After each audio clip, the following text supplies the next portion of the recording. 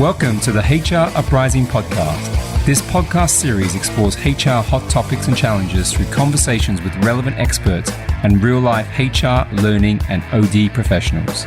The HR Uprising is about learning through collaboration and evidence-based action. We want colleagues to have the confidence and skills to rise up through their organizations by delivering real, lasting business value. Now, introducing your host, chartered psychologist, experienced change agent, entrepreneur, speaker, and coach, Lucinda. Hello and welcome to this week's Lockdown HR Uprising podcast. I hope that you're all surviving and maybe thriving. Certainly, I've noticed how it feels like we're going through phases. I don't know about anybody else. If you're listening to this real time, does it feel like it's getting harder to stay up? I don't know. I feel like we're going through the change curve, frankly, which is a podcast we've talked about before. So anyway, I hope you're all doing well and picking yourselves up and feeling as positive as you can be. A lot of it's about focusing on what we can do and what we can control. And this week's conversation is with a lady called Rhiannon Stafford, where we talked about engagement surveys and, well, whether or not they actually measure engagement, what the potential value of them is. Now, of course, we actually recorded this podcast before the coronavirus hit, so it wasn't discussed in that context. However, actually, as I listened back to it, there's a huge amount of food for thought for us as line managers and as our HR professionals as to what does engagement feel like now? How do we keep our colleagues engaged? And much of it, I think, is about empathy. All of the traditional measures of engagement are, do I know what's expected of me? Are we giving people clarity of what they can do to contribute, to have that sense of purpose, which I think is quite hard as traditional work has dropped down. Do we have that sense of purpose? We need small goals. We need to feel like we're achieving things. Are we giving people recognition and acknowledgement and showing we care? All of those traditional drivers of engagement are so relevant at the moment, although the context is different. And then again, also, I think if we think about going back to normality, which we assume will ensue in some form or other in the not too distant future, I hope, well, what will engagement look like then? Again, there's probably going to be some level of recovery. And I think that engagement is going to be quite key to mental health. So how we can ensure that people feel valued, they have the support they need to recover from this. So I felt that although the topic was a discussion that we had not that long ago, but 5-6 weeks ago, thinking about the context that we're in now in relation to engagement is tremendously relevant. And there's one thing that Rhiannon mentions. She says, it's a tough job being a line manager. Well, it really is a tough job being a line manager at the moment, isn't it? So this could be something that we can help and support people with. So I hope you enjoy this. I hope you're keeping well. And thanks again for tuning in to the HR Uprising podcast. As ever, if you enjoy what we're doing, please do take a moment to link in on social media with me or to give us a review. We're really, really grateful to people who take the time to do that. And share what we do with others so that we can get a wider and broader audience. So over to now to this week's episode. Hello and welcome to this week's HR Uprising podcast. And this week we're going to do a masterclass. So I'm delighted that I've got Rhiannon Stafford with me today from Blue Grape Talent. Rhiannon's going to talk to us about employee engagement. Is it the same as employee engagement surveys or employee experience? And we're going to have a bit of a chat about this, and she's going to take us through some of her thinking. But before we do that, Rhiannon, would you be kind enough to introduce yourself? Oh, thank you very much, Lucinda. And thanks for having me. I'm quite excited about doing this. A pleasure. So, as I said, I'm Rhiannon and I run Blue Grape Talent. I kind of describe ourselves as we're a people development business. We help organisations who want to grow by developing their people and their culture. But we're very much around human relationships, and we like to think kind of intelligent, fresh ideas, really.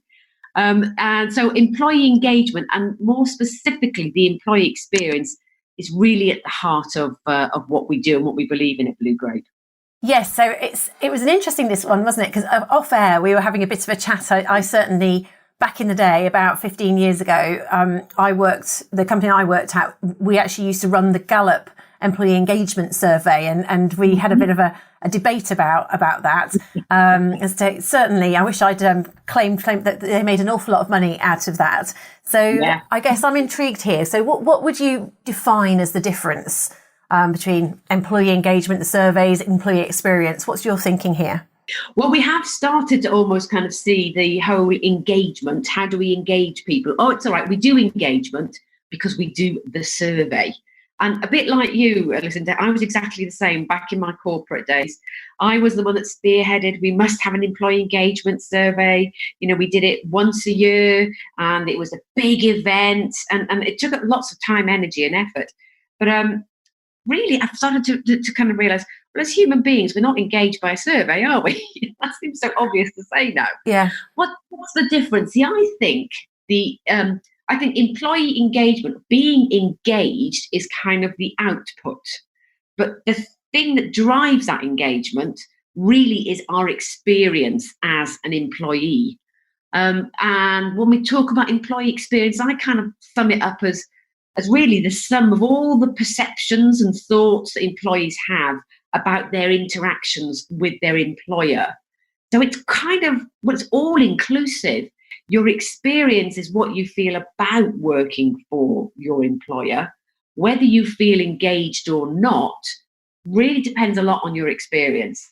So there's an input, I suppose, is the experience, and the output is whether we feel engaged or not. Does that make sense? Yeah, definitely. And do you think that the output, the engagement survey score, is actually an accurate representation of the actual experience? Well, that's a really interesting question. Personally, and I'll be honest, I don't have any science or kind of lots of research behind this, but no, I don't, because and it was kind of thrown back at me in all my days working in the corporate world, being a engagement survey advocate. Well, come on now, Rhiannon, it's really only how someone feels on that day and at that point in time. And actually, I can see their point, because it is, we kind of have a survey open for a number of weeks or days normally, don't we? Yeah. And then we rally around and we say, come on, everybody, please complete the survey. And we get quite obsessed about response rates as well, don't we? You know, what's a good response rate or not a good response rate? But we say, you know, it's optional, you don't have to complete. But really, the amount of questions that we ask that person, they can really only draw conclusions based on how they feel at that point on that day. And I don't think it's as simple as, you know, if they've had a bad day at home or had an argument with their manager, they'll give you a bad survey result. But, you know, as human beings, how we feel there and now in the moment, that kind of it does affect hugely, doesn't it, the actions that we take. So no, I don't think it's the best real score of or mark of whether someone is engaged or not.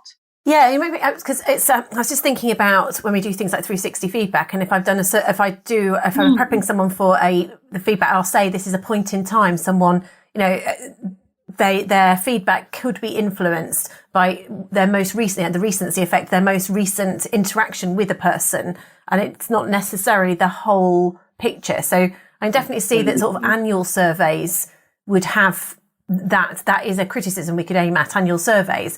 But would you say it's a criticism? You know, there's lots of people who talk about wanting pulse surveys now. Do you think they're better? Well, I do think they're better as long as they are shorter and sharper, because a pulse survey for me, not necessarily about asking you everything that you feel and how do you feel about the organisation right now. I think the most valuable pulse type surveys refer to something that has happened, an event. So it might be something like, look, we've just finished off a reorganisation. How do you feel about that right now? How do you feel about the decisions that we took? We've just rolled out a new policy and you've just started to, an expenses policy. How do you feel about that? Isn't that a little bit more helpful as an employer? Because you're asking someone their specific thoughts and feelings about something in particular, rather than just, hey, how do you feel about working for us? Which I think is just a bit too big and too broad. Yeah, because it's almost like it might end up being a bit of a mood survey, almost like, you know, what if I have heard of these sort of almost temperature checks, how do you feel this week or next week? But I'm not sure whether that unless that goes directly to the line manager and they can sort of engage and actually realise that they've got someone feeling a bit down in the dumps or something, I'm not quite sure how you use that. And I guess if you've got experience of people doing those sort of things as well, those temperature type surveys. Yeah, it's the thing, I've got to be honest, is what I see when I pass through the checkouts in the local supermarket, you get that, and I don't know how it's a little pressy button, but it was how you experienced the checkouts today. But actually, I think that's a little bit more helpful because it's specific. And as an organisation, I can do something about that. I had a pretty poor experience of the checkouts today. Right, okay, let's have a look at what's going on. We can focus in on something. And it's easy. It doesn't require stacks of analysis. Because here's one of my little hobby horses I'll get on now as well. It's hard being a line manager. It's really hard work. And our traditional approach to the engagement surveys is that we ask lots of questions about from people, produce lots and lots of data, and then we chuck it over to the line manager. We kind of say, there you go, guys, analyze that, go through that. It's anonymous, by the way, so that's a bit more difficult, but you'll have 4 or 5 different pages of graphs, and you're probably going to get a really cool online tool that can help you find all the different correlations. And they haven't got time, let alone the skills, because I struggled, if I'm honest, when I worked in HR and getting access to all of these engagement survey results. Suddenly then the time, the energy and the effort comes on trying to analyse the results and understand it. And just too much information can just really blow your mind sometimes. Yeah, and as you say, line managers, it's a tough job anyway. You might not know who's said what, and then you're expected to do something with it, really, aren't you? You've got to decide. Yeah. And I remember we used to end up going into action planning, and I'm not saying that's the wrong thing to do. I'm not sure actually what else you do, but it's almost, there's all this data, and you had to just pick up a couple of actions to try and move things on for next year. Yeah, but to get to those actions is really hard work because we give them all of this kind of data and analytics. And then we say, actually, gather some people around you in your team to help you maybe, run some focus groups and to decide what actions they want to take. And it just takes an awful lot of time away from what we really want managers to do, which is being there with people and trying to deliver for customers through their people. It's a tough one, I think, for managers. I think it is quite interesting because actually looping back to your very first point is actually if you get to an action plan, quite often I used to see people doing relatively transactional things because it's actually quite hard to change the employee experience. If the purpose of this is to measure the actual sort of experience, which is quite a broad, I don't know, I'm not sure how you describe it really, but it's very broad, you can't fix it, if you like, necessarily by a couple of actions. And obviously people would often do the things that they're within their control as a team, maybe, and it might be, let's get, I don't know, fruit bowls at work, or it becomes quite transactional, almost hygiene factor type things which would come in as opposed to the deeper stuff, which perhaps actually genuinely influences the experience. Yeah, I mean, absolutely spot on. And I can remember actually some of the guidelines we used to give to these poor managers was, focus on the things that you can influence. Don't think about the bigger things that you can't influence. So, it did end up to be quite transactional and, fruit bowls or beers on a Friday and things like that. But it's that really addressing people's engagement and their experience, because let's kind of pull back the layers of engagement, isn't it? I'm not saying engagement is the same as motivation, but a big part of engagement is motivation. And we all remember probably from our HR school days about intrinsic motivation, extrinsic motivation. Well, it's the intrinsic, it's that motivation that comes from with you. I want to do this because I really want to do this. That's the type of motivation that really drives engagement. But by the way we've approached engagement surveys and action plans, we're really only giving managers or telling managers to think about those things that we find extrinsically motivating, the fruit bowls, the beers on the Friday. And then we're kind of saying to them, but you can't do anything about pay, bonus, policies, which could be the bigger levers that could really affect people's extrinsic motivation. So I don't think our traditional approach to engagement is actually really enabling us to tap into and really drive things that are important to people intrinsically, which is a big factor in engagement. So what sort of things would you see as being the influences of that employee experience, the intrinsic motivators? And this is where it becomes really difficult, because it's not one thing only. It's about, I think it's going back to the very start almost, and going back to thinking about what type of relationship are we developing with our employees. So, and we all learned this when we were back in HR school, I'm sure, the psychological contract, and thinking about, well, actually, how are our policies, procedures, actions, how could that land for our people? If we take this decision, what could that look or feel like for our people? That's more around the experience, rather than just looking at how do we engage people through measuring their engagement. It's about having a different mindset to the way that we set up and establish this working relationship.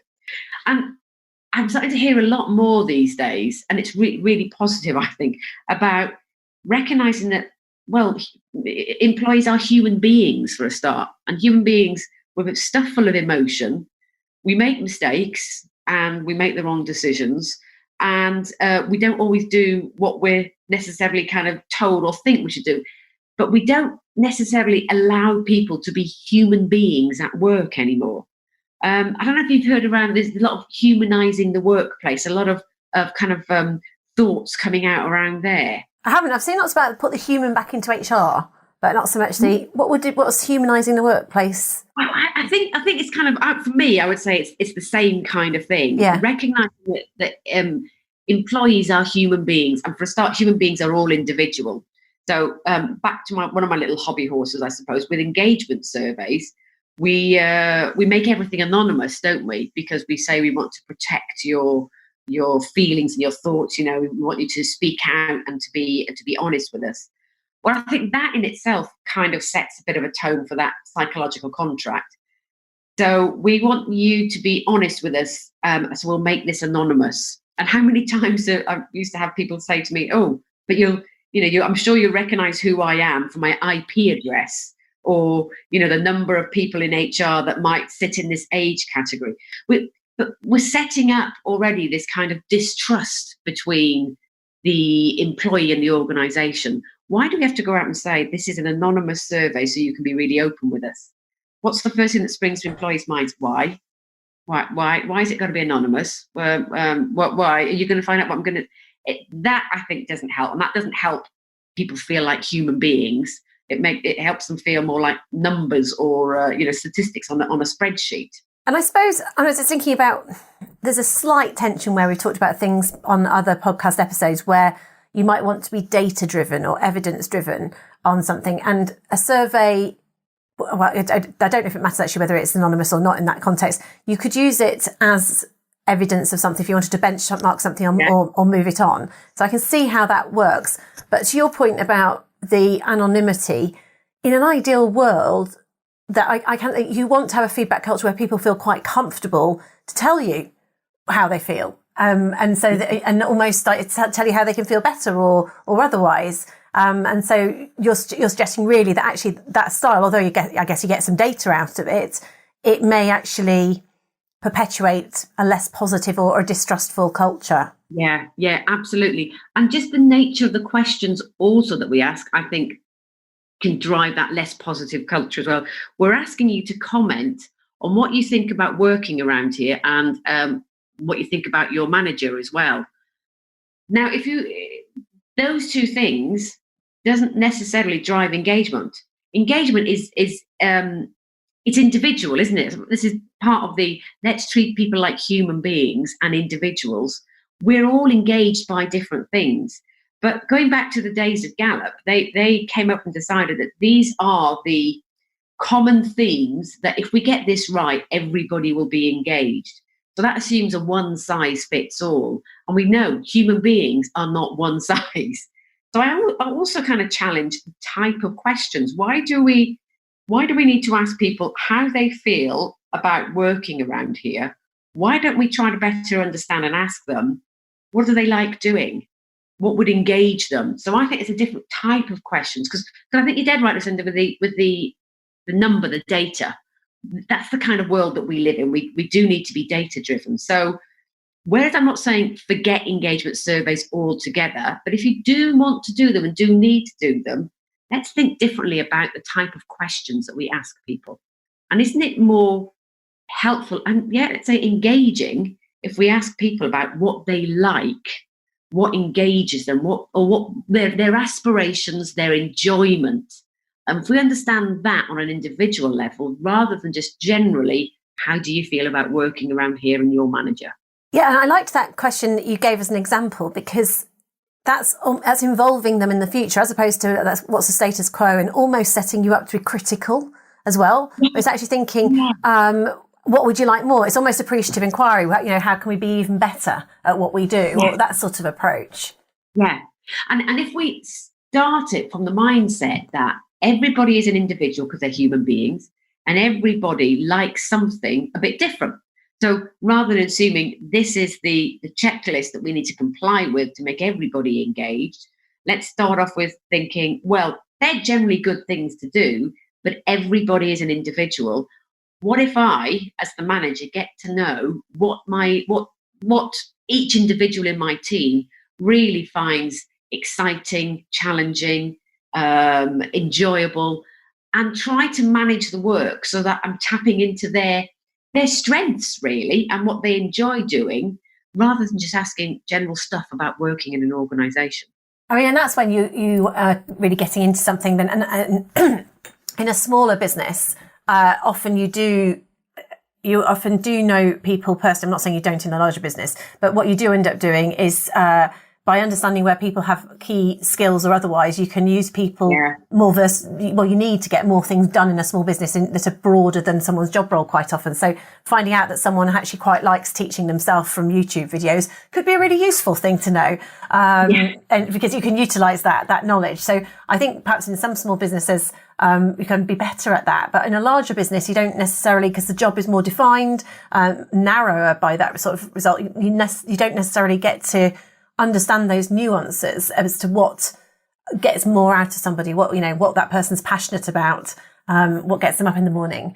Although, and as I say, thinking about it, in fairness to Gallup, I do remember one of the questions of theirs was someone at work understands me as an individual. I am understood as an individual at work.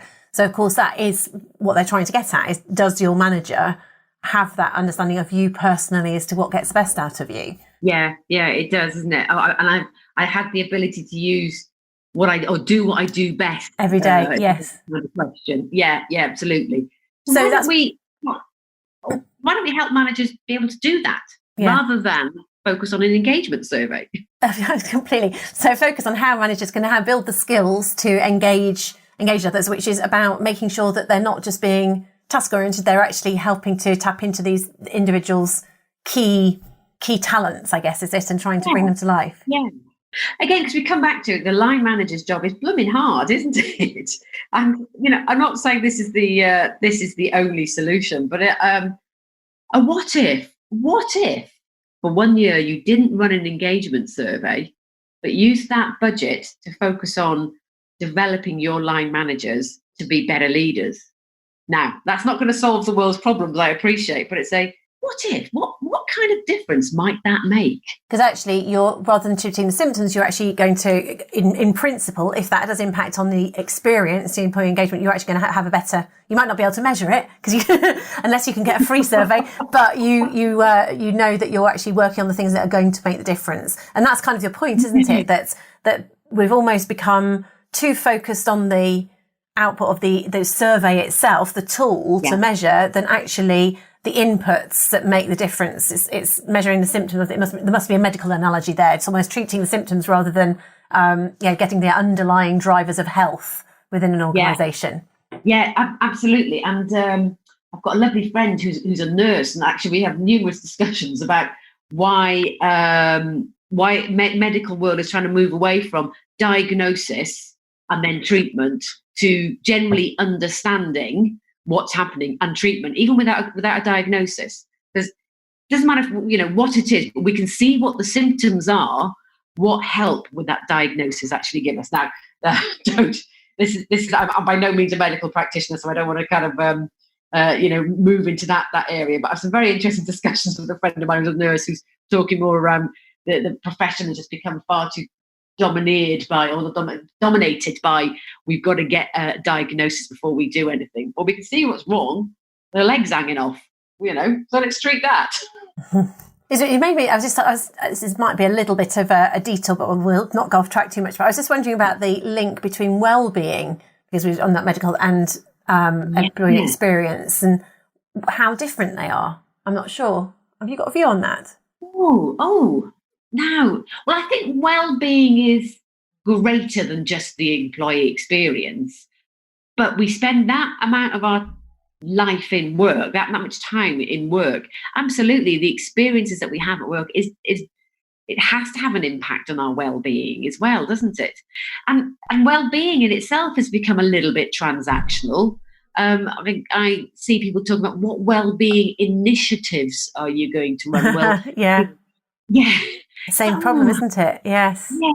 HR's not all about initiatives, is it? If you strip it back, really, we're in work for a long time of our life. Why don't we try to make that experience as humanistic as we can? And one of the things that makes us human is that we're all a little bit different and we all respond to things in a slightly different way.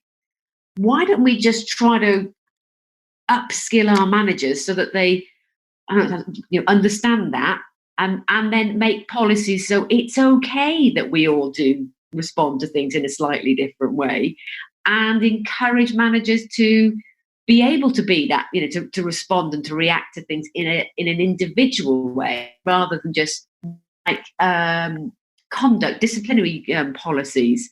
If you do X, then you will be dismissed. Well, maybe or maybe not, because do we really understand what made that person do X? I went to an employment law update about a month ago, and they talked about a case where a gentleman who worked for Sky, the installers, putting up your Sky box on the side of your house, was dismissed because he went up the ladder without safety equipment. So you think on the face of it, hey, gross misconduct. You can't be up ladders without your safety equipment on.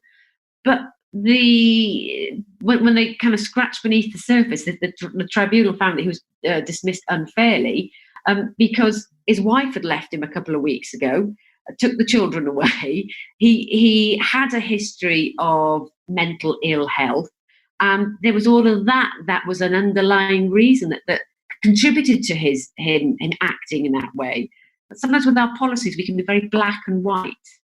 And that, maybe that's not the best of examples to talk about employee experience, because I'm not saying we should allow people. Because no one really knew what was going on for him. They just went letter of the law and hadn't got underneath it without extenuating circumstances. Yeah. And again, understanding him as an individual, having some empathy, I guess. Absolutely. He'd worked there for so many years, completely, clean record. This was out of character, but it was, you've done it. No, we cannot sacrifice safety. You're out. I probably simplified that case far too much now, but that was the kind of message I took away from there. I've got to say, I'm going to do a separate podcast on employment law and these sort of examples. It's a minefield when I see some of the things that people are dealing with. It's not straightforward. I've simplified it, haven't I? Yeah. But I think there is a massive point there, though, that if we are connected to our employees, or if managers are connected to their employees, then you're going to have a sense of what's really going on for people if they're acting out of character. How to get the best out of them if there is something going on for them, which should help you to manage them better and to get the best out of them and deal with something if you do have to use shades of grey. And I suppose the whole thing about employee experience is, it is shades. It isn't black and white. It's good or bad. Absolutely, yes. We want to get that sense of it. Yeah, and that's where I see the link between the experience, humanising the workplace, that kind of movement. Well, if we want a positive experience, we do have to some extent, allow people to be human, allow them to make mistakes and to learn from those mistakes, and to recognise that we're not all going to respond in exactly the same way to each other. So I think there's, which I then think, actually, going back to your point then about well-being, can only do more for well-being, and actually maybe even the whole kind of inclusive workforce. Because if we're individuals, it's okay to be individual. It's okay to have a different view, which for me is about diversity of thought rather than just some of the more transactional ways that we measure diversity, some of the more kind of the measures around employment law and what we need to do from a diversity perspective. It's really tricky, isn't it? Because it is this natural tension between doing the right things with all of those diversity, all of those things, and being able to measure that, because we're increasingly driven to metrics, something on the balanced scorecard, so that in order to get anything like that, you need to have metrics of some description about how much diversity inclusion you've got, or what your survey results are. And I suppose the key is maybe we shouldn't be making it that the be all and end all. The measure is just simply a measure. It's a benchmark. It's progress or lack of progress. And if we're doing that at the expense of the input, which is actually changing the experience or the sense of well-being, then that's where things have got turned on their head, and it's not the way we want to drive things forward. And we shouldn't forget there's many other ways to measure experience and engagement. How many people are leaving your organisation? What are they saying to you? What is the level of maybe internal hires versus external hires? There's lots of other ways, and I think sometimes a little bit more helpful than just turning engagement into an overall number. So yes, they're more incidental options, aren't they? There, yes, yeah. And don't get me wrong, there are some very good survey tools out there that I'm starting to see more and more tools that are moving away from just this one-size-fits-all engagement model and to an approach that does allow the organisation to better understand what really engages you as an individual, and then puts that information in the line manager's hands. So it's not anonymous. It doesn't ask you to comment on your boss themselves. It doesn't ask you to make to draw conclusions about whether you like the business or not. It's what could we do that would better engage and retain you? Yes. And then actually pushes the line manager to have a conversation with the individual. Say, oh, well, it looks like this, high pay is really important to you, or having social interaction is really important to you. Right? What can we do within the confines of your job that allows us to give you more of those experiences then? 100%. And I mean, that's, for me, that fits either if the manager, if you did have a tool that did that on a regular basis, although I doubt that changes, weekly, that sort of thing, knowing knowing that about your person and giving your manager the tools and the confidence to have that coaching conversation during a one-to-one or a career conversation, then that would be really, really useful, wouldn't it? And that's the sort of thing you want. Yes. And that for me is about engagement, because it's really addressing their experience in work and what we could do to give them a better experience of the things that they will find most intrinsically motivating. Yeah, I got it. Great. So I suppose just summarising some of the points that we've covered, which I completely concur with, which you're saying it's really about remembering that it's the experience that's the important thing, not the measure, which is purely the output, isn't it?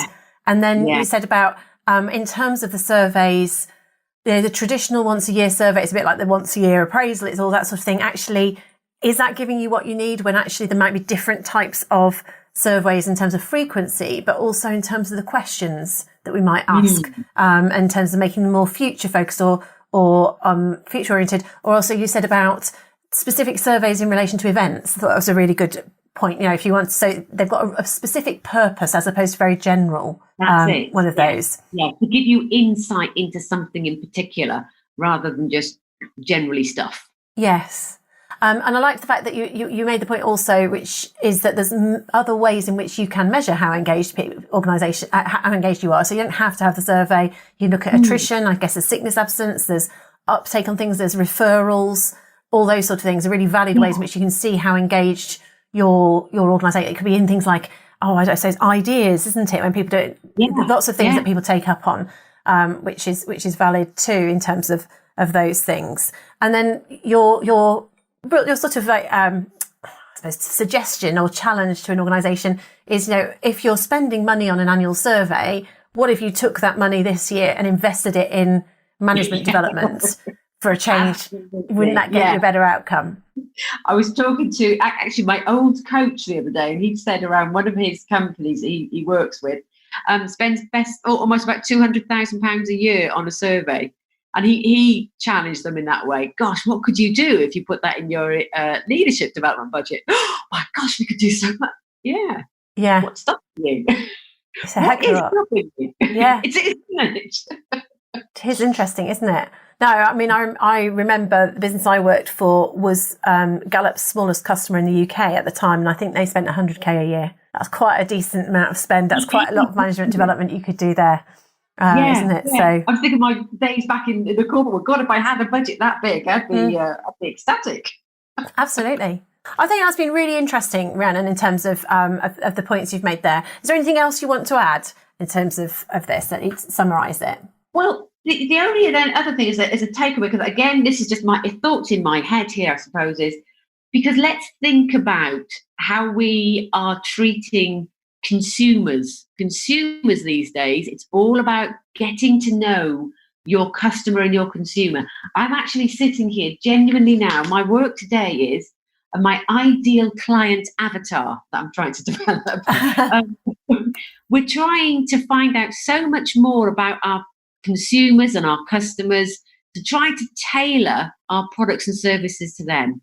If we're not careful, we're going to miss this trick, I think, within HR, because people will bring that expectation into the workplace as well of individual tailored experiences in work. We're doing that so much with consumers. Most definitely the next generation, my daughter's generation, who's 14 now, will enter the workplace not knowing anything other than being able to choose what she watches when she wants to and doing what she wants. If we're not careful, we're going to miss that from an HR and an employee perspective. Real food for thought in terms of keeping up. We're always having to personalise things and think about these ways in which we can create the Netflix experience in our organisations. Just another challenge for the average HR professional.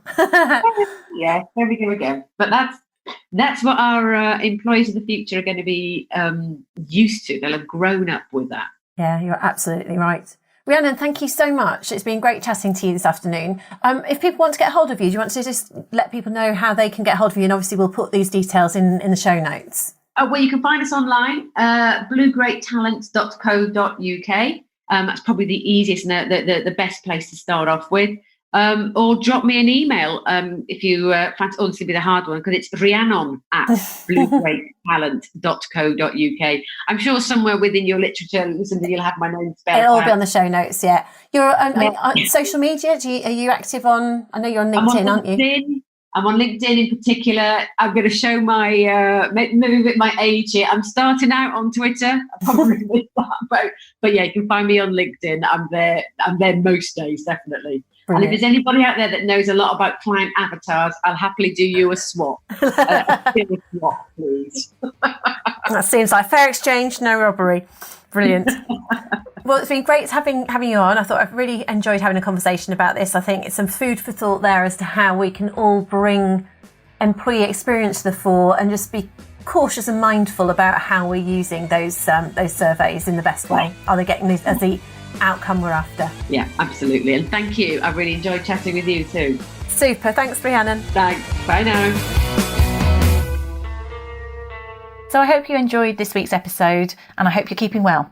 And this is a little bit of news I wanted to share with people because, well, I think you've heard me mention before that I have a book coming out on the 21st of May and I'm now starting to go into sort of pre-launch activities to generate awareness of it. It's called How to Be a Change Superhero and there's going to be a series of courses available to support it, webinars and other information like 360 feedback to support people in being good or better at doing change within their organisations, which is a fascinating thought when we see the change that's just going on all around us at the moment. So if that's something you think you'd find of interest, and maybe you might want to be part of our Launch League pre-team, The best way probably to do that is, if you haven't already, is to join our HR Uprising LinkedIn group, or just connect in with me directly, because over the course of May, I will be putting out bits of information about the book, and there'll be some special offers going out as well to people who are supporters and happy to help me increase awareness of it coming out, given the fact that it's going to be a virtual launch rather than anything else. So if you're interested in that, do link in with me as before, and thanks again for listening to the HR Uprising podcast. Thank you for listening to the HR Uprising podcast. You can access more information, including resources or links mentioned in the show, at our website, www.hruprising.com. Also, you might want to join our LinkedIn community or tweet to us at HR Uprising. We'd love to hear from you.